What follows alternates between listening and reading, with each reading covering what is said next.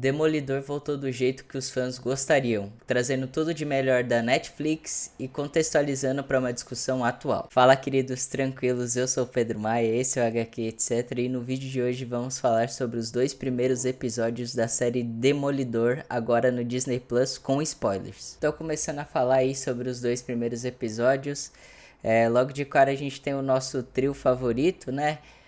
Karen Page, Fogg Nelson e Matt Murdock comemorando como tá a vida, tudo tranquilo, celebrando num bar, né, que eles sempre vão, até que aparece um cara misterioso que começa a matar geral. Primeiro ele dá um tiro no Fogg Nelson, que já cai, a Karen Page já vai atrás dele, vai meio para proteger.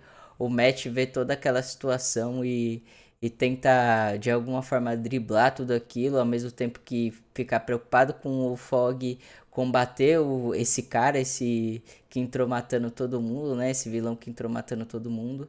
Eles têm uma luta bem corpórea, assim, daquele estilo Netflix que a gente já tá acostumado do Demolidor, né? Uma luta bem corporal e o cara não erra nada, então já dá a perceber que ele é o mercenário, né? É um personagem da Marvel que o principal habilidade, vamos dizer assim, é não errar nada, tanto em armas, tiro, quanto jogar adaga, faca, esse tipo de coisa. Ele tem uma mira super apurada e isso toma conta desse confronto, né? Então o Matt ali, vestido já de Demolidor, tenta tirar toda aquela situação que está acontecendo, tenta imobilizar de alguma forma o mercenário e numa batalha super sangrenta ele meio que vê que o Fogg se foi, né? Ele foi morto no fim das contas. Ele tenta matar o mercenário jogando ele de cima do prédio. Falando ainda sobre essa cena, ninguém sabe exatamente o porquê o mercenário estava ali, por que ele matou o Fogg Nelson, né? Então esse vai ser um mistério aí a ser descoberto no decorrer da temporada. Em paralelo a isso, temos o Wilson Fisk, que volta, né, depois de um tempo afastado do convívio da Vanessa e de toda a criminalidade. Ele percebe que ele precisa agora de dois objetivos, né? Reconquistar o coração da Vanessa, que é sua amada, né? Que ele sempre virou até meme, ele chamando o nome dela.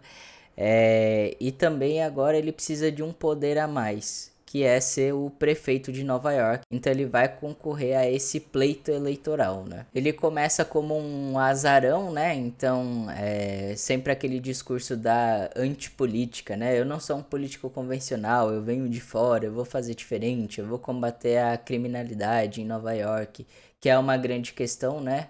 Dá pra perceber. Aqui eles fazem um jogo de o que tá rolando na cidade misturado com o que tá rolando na trama, né? Então a gente sempre vê depoimento das pessoas aparecendo na TV, falando, ó, aqui tá difícil, Nova York tá difícil, agora sem os vigilantes ou com os vigilantes agindo, eles são as nossas únicas forças de proteção de alguma forma, a polícia não tá agindo como deveria, então estamos nos sentindo muito inseguros.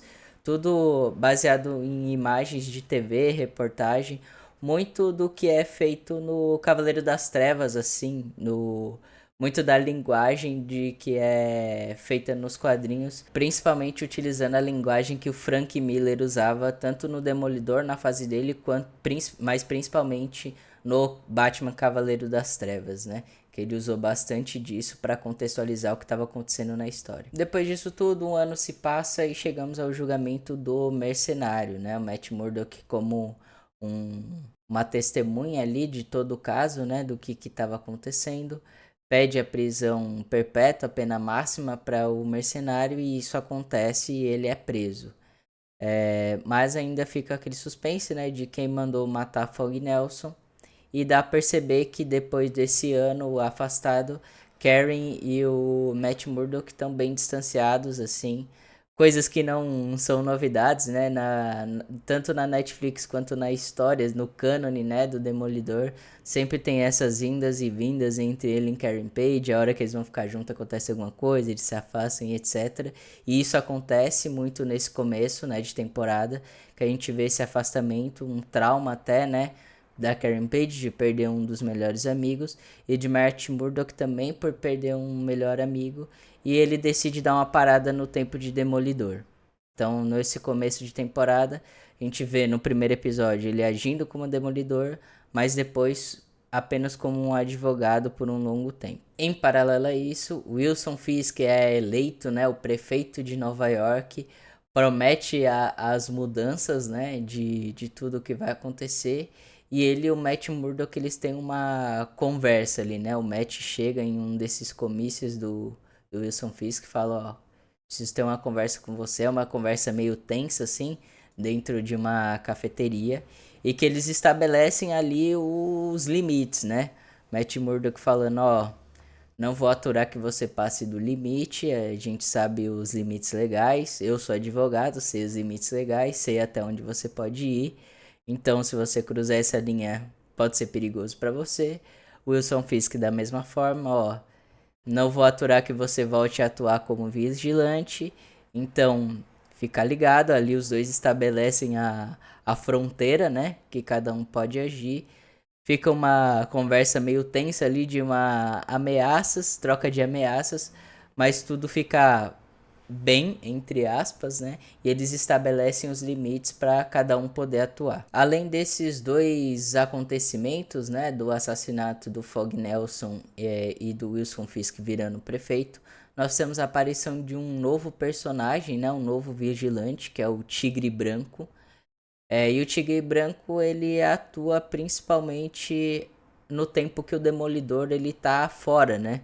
Então o Demolidor tá fora, a população precisa de um vigilante ali para combater o crime. E o Tigre Branco se apresenta como esse personagem que ora é visto pela população como um cara legal e ora não. E numa dessas voltas dele para casa, né, e aí vestido como civil, né, como Ayala, ele presencia uma briga ali no metrô. Ele tenta afastar, né, instinto de defensor, de vigilante, ele tenta afastar aquela briga. No fim das contas, um dos caras acaba caindo no trilho do metrô e ele é atropelado. E aí ele descobre que esse cara, ele é um policial. Então ele acaba preso, Tigre Branco acaba preso, e vai ter que responder o processo por ter matado um policial em serviço. Ayala, né, o Tigre Branco, finalmente é preso e ele é espancado pelos policiais lá dentro da delegacia. Matt Murdock, por coincidência, estava lá, né, advogado, estava tentando resolver um caso, escuta aquilo e ele já entra em ação, fala, ó, sou advogado do cara, vou defender ele, mesmo não conhecendo, né? Fala, ó, vou defender ele e é isso. O que tá acontecendo? Me conta tudo. E ele começa a investigar também no paralelo quem é esse cara, né? Por que ele tá preso? Ele sente ali que não tem toda a verdade, né? Ele fala que é inocente, Matt Murdock até acredita, mas ele acha que o Ayala não tá falando toda a verdade. Até que investigando melhor ali, ele descobre que o cara é um vigilante também, né? Ele é o Tigre Branco. Então tem toda essa questão também do Matt agora sabendo que ele é um vigilante, de putz, isso vai ser usado contra ele no tribunal, o que pode acontecer a partir daqui.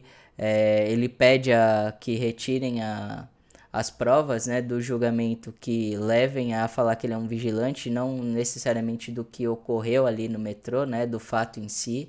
Então ele tenta entender toda essa situação e libertar o Ayala da melhor maneira possível. E nesse caso existe apenas uma pessoa que é a chave principal, né? Que é o cara que estava ali sendo empurrado pelos policiais e o Ayala chegou para defender ele e ele tá foragido. Ninguém sabe exatamente quem é esse cara, mas ele é a peça que falta para defesa do Tigre Branco, né? Do Ayala e a condenação dos policiais ou uma reviravolta nesse caso, né? Que até o momento só tem a palavra dos policiais contra a palavra do Tigre Branco. E o episódio final, o segundo episódio lançado, né, no caso, ele termina com dois principais acontecimentos, né? O Matt Murdock descobrindo quem é essa peça-chave, né? Esse cara que passou por toda essa situação com os policiais e com o Tigre Branco. Ele chega primeiro porque ele descobre que os policiais envolvidos no caso vão assassinar ele. Então ele chega primeiro no apartamento dele, tenta proteger e aí tem uma pancadaria brutal entre o Demolidor, né, o Matt Murdock e os dois policiais dentro daquele apartamento. Uma sequência bem sangrenta, assim, bem crua. com pancadaria franca mesmo. E temos no paralelo o Wilson Fisk e a Vanessa indo por uma terapia de casal para tentar se reconciliar.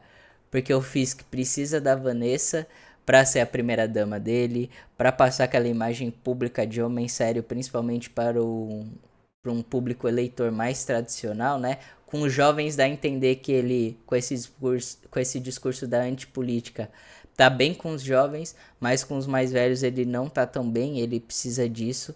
E ao mesmo tempo, ele precisa reestreitar esses laços com a própria mulher, né? Então ele vai até essa terapeuta que está se relacionando com o Matt Murdock. Então já dá a entender que tem mais tramas aí, subtramas a serem estreitadas, né? Alguns outros pontos que acho que vale discussão é a pressão da própria polícia, né?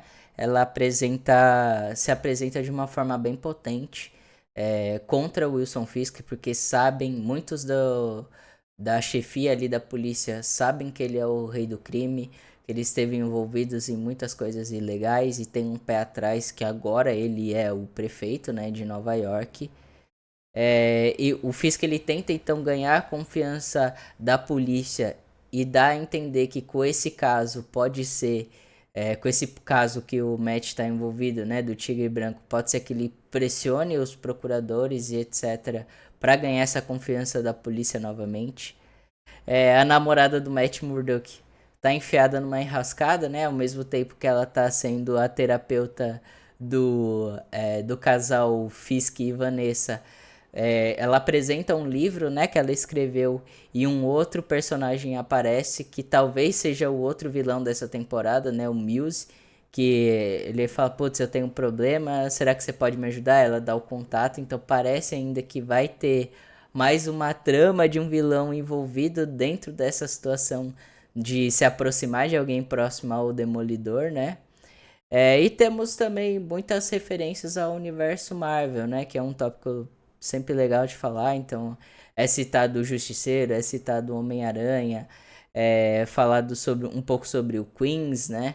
É tirado o Demolidor de Hell's Kitchen, ele não está morando em Hell's Kitchen no momento, então ele volta para o Brooklyn, para o Queens, para outras áreas de Nova York, para interagir com outros personagens. O que é bem interessante sempre, né? E o principal de tudo, eu acho que as atuações elas continuam excelentes, assim. O Charlie Cox, ele é o Demolidor, não tem como. Ele vai muito bem nesse personagem, nesse cara que ele é mais reservado, que ele é mais sério, mais pousado, assim, mais pomposo, mas quando é na hora da ação ele entrega a ação que deve entregar. E o Wilson Fisk, que é o Vincent D'Onofrio, né? A gente já amou ele em outras temporadas com aquele trejeito dele, aquela imposição de voz mais grossa. E agora como prefeito ele traz uma nova camada, né?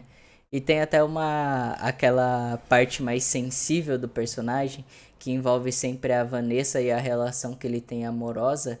Ela vai estar presente e agora parece que vai ganhar mais um capítulo, né? Mais um layer aí que a gente vai poder ver como que isso vai mudar ele nessa relação entre ser uma pessoa amável e ser uma pessoa de poder agora, sendo o prefeito de Nova York, né? Então, os dois excelentes nessa série. Em termos gerais, esses dois episódios, eles são bem satisfatórios.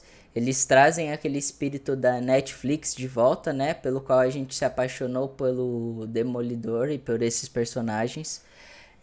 Ele avança na trama, então ele traz uma nova camada agora, além do universo da criminalidade que a gente já viu em temporadas anteriores da Netflix, o caminho do Demolidor em ser o Demolidor, né, os desafios que ele teve, o treinamento, o relacionamento com a Elektra ali uma parte mais de aprendizado de quem ele era como pessoa e como profissional, né, um vigilante de alguma forma. Então a gente tem a evolução disso e ela amplifica agora a evolução para uma trama política, né? Mostrando como o poder vai influenciar de alguma forma essa história. Até onde o Matt Murdock ele pode ir, os limites dele como advogado, os limites dele como vigilante.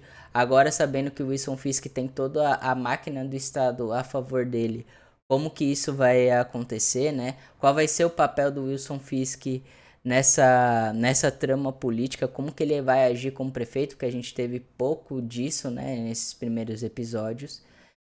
E principalmente qual vai ser a relação do Demolidor com a Karen Page agora que eles estão distanciados, né? Esse foi o resumo aí dos 2 primeiros episódios do Demolidor. Espero que tenham gostado desse vídeo. Não esqueça de se inscrever no canal, é muito importante pra gente. A gente vai continuar falando sobre Demolidor aí no decorrer dos episódios, tá certo? Então curte o vídeo, comenta aqui embaixo o que você achou desses 2 primeiros episódios. Não esquece novamente de se inscrever no canal. Até a próxima. Forte abraço.